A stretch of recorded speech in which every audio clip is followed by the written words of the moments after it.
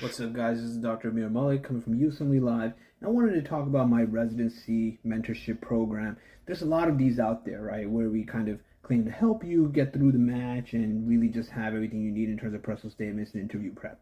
Now, of course, I do that, but there's a lot more than that on what I've been working on. So ever since I got matched in Match 2025, I worked with the class of Match 2026. I got to do interviews as part of my own program.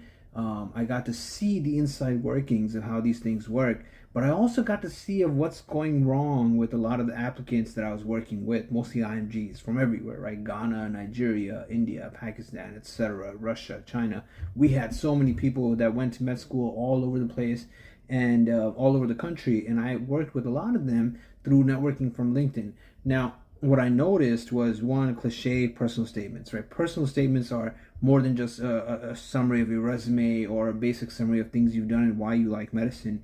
It's a personal statement. It's about who you are, right? Something that makes you fun. For example, my personal statement was all about my love and passion for mathematics, because that's what I studied in undergrad, And I talked about how upper level, higher level mathematics is all philosophical and how that is something that brought me towards the passion for education.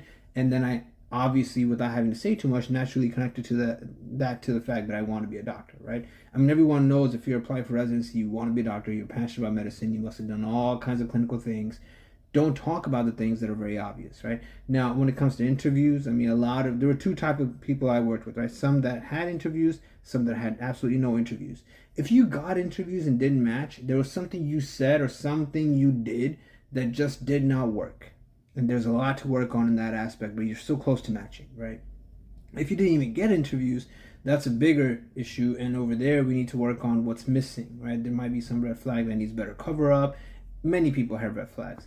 But at the end of the day, no matter what, most applicants are all the same. They all have a passing score, US clinical experience, and a bunch of publications, blah, blah, blah, right?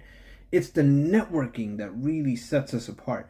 And one of the key things that I do with everyone that I work with is try connecting to current residents at programs, try connecting to program directors I might have personally met or networked with at previous conferences, and really amplify other things on your portfolio that you may not have paid attention to. But as you could tell, every year ERAS is adding more things that are I guess, a little more personal about you.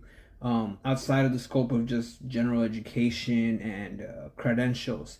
So I highly urge everyone, join, sign up, shoot me an email, and let's get started and make sure you match. Best of luck, everyone.